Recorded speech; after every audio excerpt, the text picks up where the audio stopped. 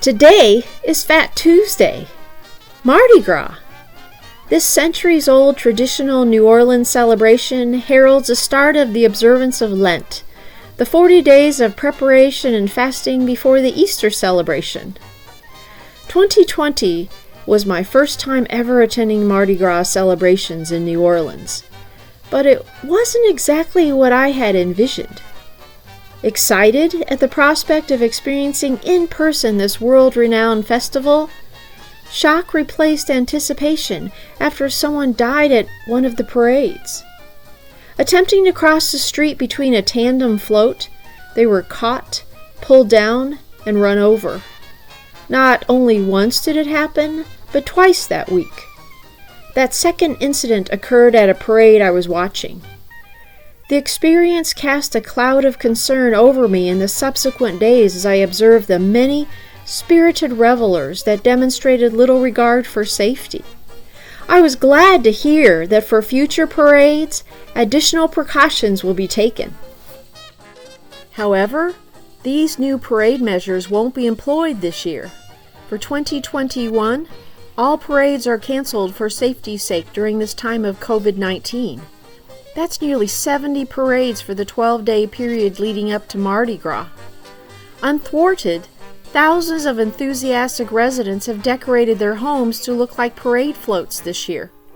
With boundless imagination, these elaborately adorned homes resemble fantasy lands, tropical paradises, political characters, celebrities, and so much more. What is Mardi Gras?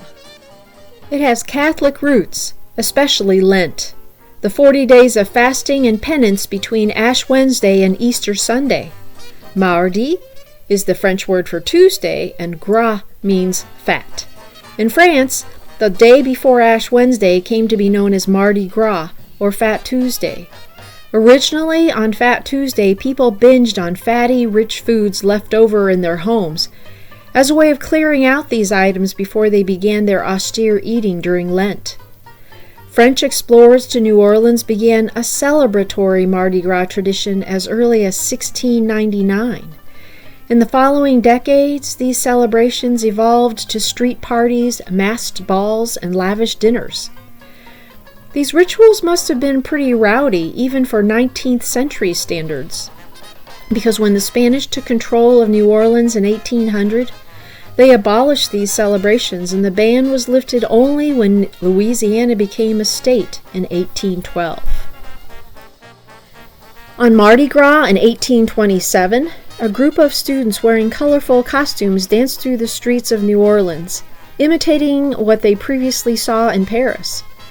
10 years afterwards, the first recorded New Orleans Mardi Gras parade took place. Social clubs called crews organize the parades, and most follow the same parade schedule and route each year. Many tourists prefer viewing the festivities in more well-known locations like the French Quarter. Bourbon Street was packed well before parade time. Merry crowds, many dressed in the traditional green, gold, and purple colors, pressed together as they moved through the streets. As a float, car, or band made their way through the dense mass of humanity and came into view, I saw that there were no officials to clear the streets to allow the procession to pass. Crowds continued to move about, forcing the paraders to wait, dodge, and nearly clip the revelers.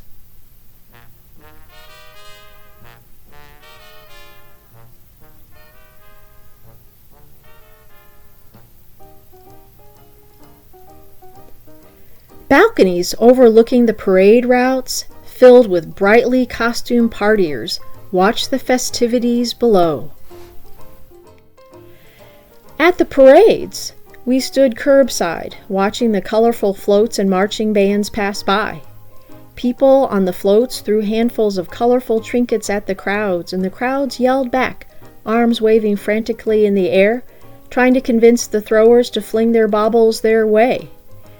We decided to not reach out for any, deferring to the excited kids as well as adults around us to grab them.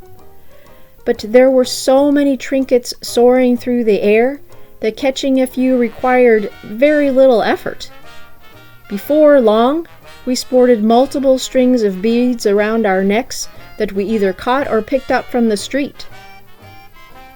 Sometimes we felt like ducking for cover.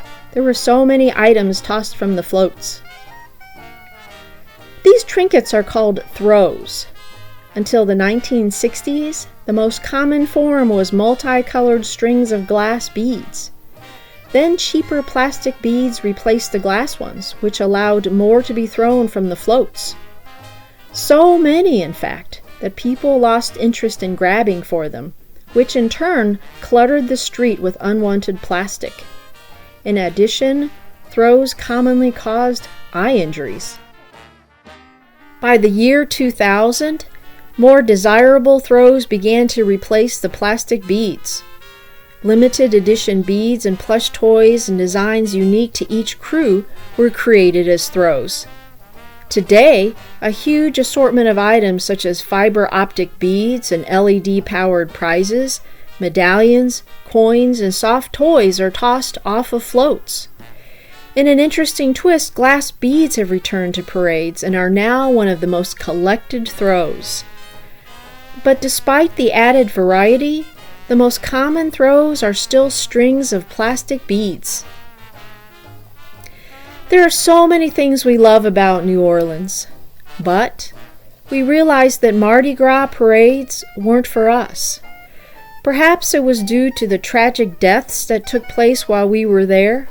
Perhaps our older personality types prefer more order and space. Nevertheless, the exuberant spirit of New Orleans during Mardi Gras is enjoyable. We love the music, the colorful decorations on buildings and homes, the king cakes, the joie de vivre, joy of life that is New Orleans. It is a special time when excitement abounds and the young and old alike. Thanks for watching. See more of New Orleans in my next video. This is Shiny Visions.